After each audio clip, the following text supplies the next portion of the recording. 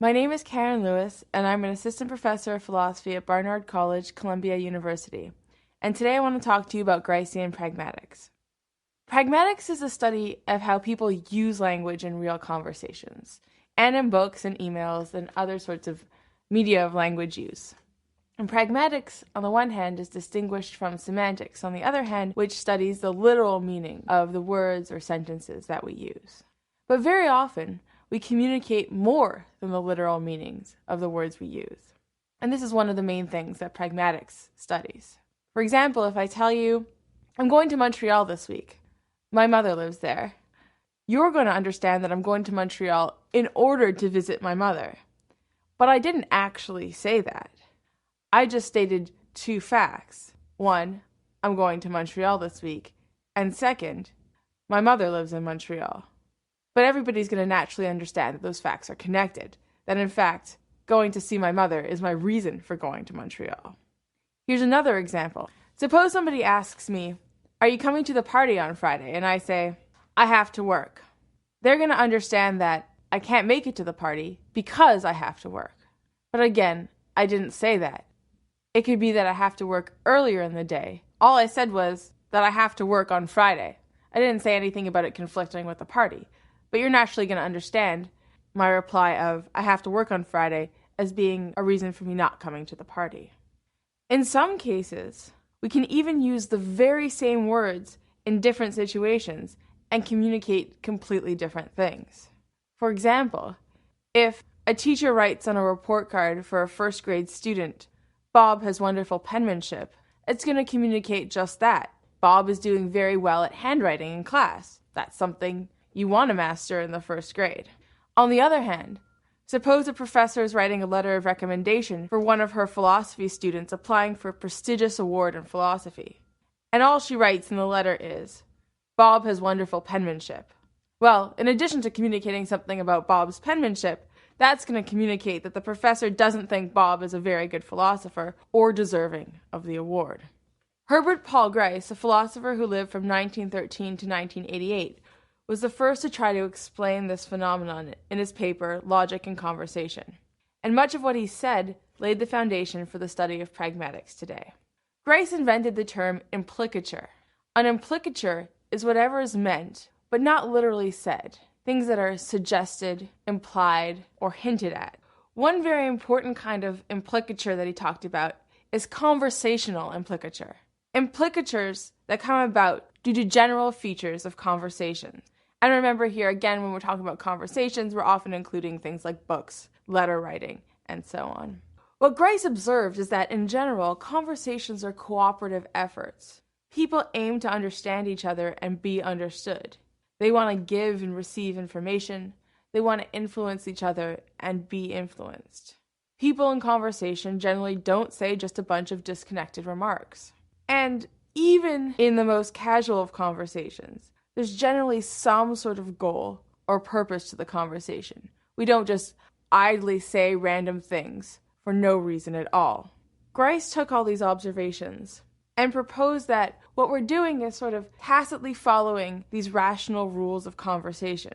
Rational rules are rules that people follow because we're rational creatures, as opposed to, say, conventional rules. So, for example, some countries drive on the left side of the road, and some countries, like ours, drive on the right. That's just a conventional rule. One is not better than the other. But the fact that we follow such rules at all, that we don't just drive in any direction we want, that's a rational rule.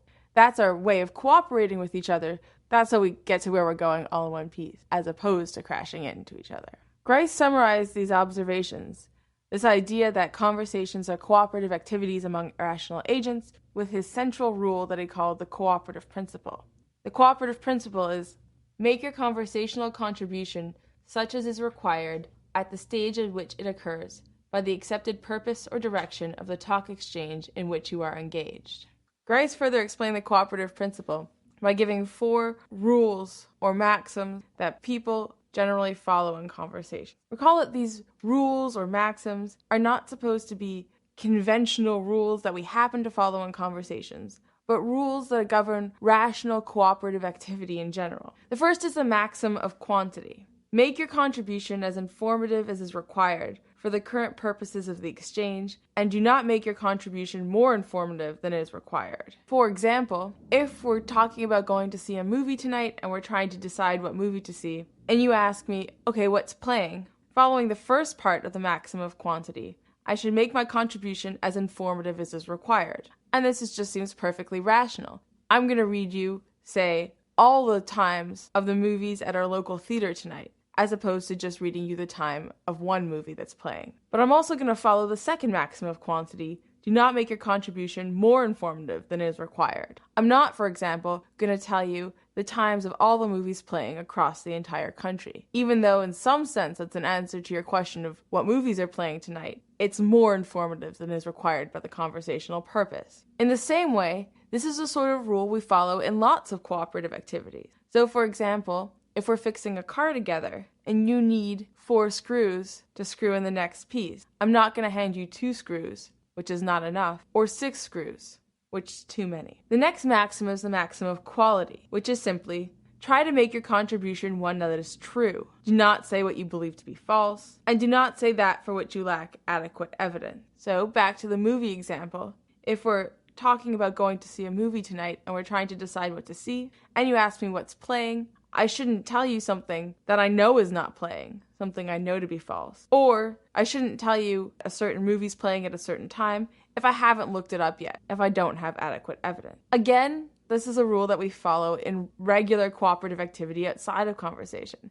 It's just something that rational people, when they're trying to cooperate with each other, will do. For example, if we're trying to bake a cake together and it's time to add the sugar, I shouldn't give you the salt, pretending that it's sugar. The next maxim is the maxim of relation, which is simply be relevant. Say things that are relevant, don't say things that are irrelevant. So again, if we're talking about going to see a movie tonight, I shouldn't start telling you about a good book that I read, unless, of course, I signal a change in conversation. Similarly, if we're trying to bake a cake and it's time to add the sugar, I shouldn't pass you a book or even an oven mitt, even though the oven mitt may be relevant at a later point in the cake making. The final maxim has to do not with the content of what we say, but with the way in which you say it, and that's the maxim of manner. More specifically, Grice says, we should be perspicuous, avoid obscurity of expression, avoid ambiguity, be brief, and be orderly. So, for example, if we're talking again about going to see a movie tonight, and a particular movie's playing at the local theater, I should just say so, namely something like, Movie X is playing at our local theater, and not something like, our local theater will be displaying a series of still images on a reel tonight. If I say something using an odd expression like that, you're going to start thinking I'm trying to communicate something else. Something like, I don't think a real movie's playing at the theater tonight. Similarly, if we're baking a cake together and it's time to add the sugar, I should just directly hand you the sugar. I shouldn't, for example, draw you a treasure map to the sugar. These maxims, together with the cooperative principle, explain how people communicate more than the literal meanings of their words in conversation. People assume, tacitly, that the speaker is obeying all the maxims she can and the cooperative principle. These facts, plus facts about the purpose of the conversation, the context of the conversation, and the general things we know about the world, our world knowledge, allow us to calculate these implicatures, these things that are hinted at, suggested, or otherwise communicated over and above the literal meanings of our words. So let's return to the examples from the beginning and see how Grice will explain how those things get communicated. Recall that I said that if I tell you, I'm going to Montreal this week, my mother lives there, you're going to understand that I'm going to Montreal in order to visit my mother. And now we can understand why. You assume I'm being a cooperative conversational participant and only saying things that, for example, are relevant to each other. I'm not giving you a bunch of disconnected remarks that are facts about the world.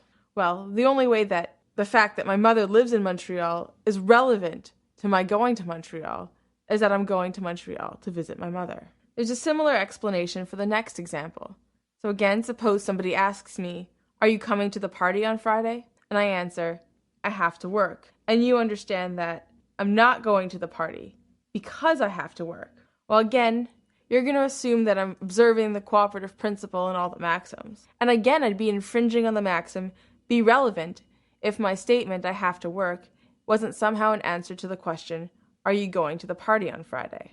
I would also be infringing on the maxim of quantity, be as informative as required, since I wouldn't have provided an answer to the question if I have to work wasn't an answer to the question, are you going to the party on Friday? And finally, we can employ a little bit of our world knowledge there because we know if someone's at work, they can't also be at a party. Similarly, if we go back to the letter of recommendation case, recall that a professor is writing a letter of recommendation for a student who wants to apply for a prestigious award in philosophy. And the professor writes nothing but, Bob has wonderful penmanship. This communicates that the professor has nothing great to say about Bob's ability in philosophy, because he violates the first maxim of quantity, say as much as is required. Clearly in a letter of recommendation for a prestigious philosophy award, much more is required than information about the student's penmanship. And again, he also infringes on the maxim of relevance, because a student's penmanship is not very relevant to their philosophical ability. Let's look at one more example that we haven't touched on yet. Suppose we had received a package a few days ago, and I put it away somewhere, and now you're looking for it. And you ask me, where's the package? I can't remember where I put it, so I say, I can't remember where I put it, but I remember that it's either in the attic or the bedroom. And so I say, it's in the attic or the bedroom. You're going to understand from that I'm not sure where the package is. Why is that? Well, if I knew where the package is, by the first maxim of quantity, I should have told you so. I could have said something more informative. If I knew for sure it was in the attic, saying it's in the attic would have been the appropriate response. But in this case, giving the most informative answer, obeying the first maxim of quantity, clashes with the maxim of quality, which tells me, don't say things that I know to be false, or don't say things for which I lack evidence. Since I don't remember where I put the package, I don't have enough evidence to assert it's in the attic. And so I tell you, it's in the attic or the bedroom. And you understand, again, that I don't know which one. On the other hand, imagine a situation in which we're playing a game of treasure hunt, and you're looking for a package that I've hidden. You're having a very, very hard time succeeding at this game, and so I give you a hint to help you out. I say, the package is in the attic or the bedroom. These are the same words I used in the last scenario. The same words that in the last scenario communicated that I didn't know where the package was. But in this case, given that our conversational purpose is different, we're on a treasure hunt, and I have a reason for telling you something less informative. It doesn't communicate that I don't know where the package is. So again, in this case, the maxim of quantity tells me to tell you something less informative, because for our conversational purpose, the amount of information that's required is something that's less than maximally informative. Something that gives you a hint at where the package is, but doesn't tell you exactly where it is. So again, I've used exactly the same words, but this time by saying the package is in the attic or the bedroom, I haven't communicated to you that I don't know where it is. So in all, we can see that by appealing to the fact that conversations are cooperative activities among rational agents, we can explain how so much gets communicated without thinking that our words themselves actually mean different things in different contexts.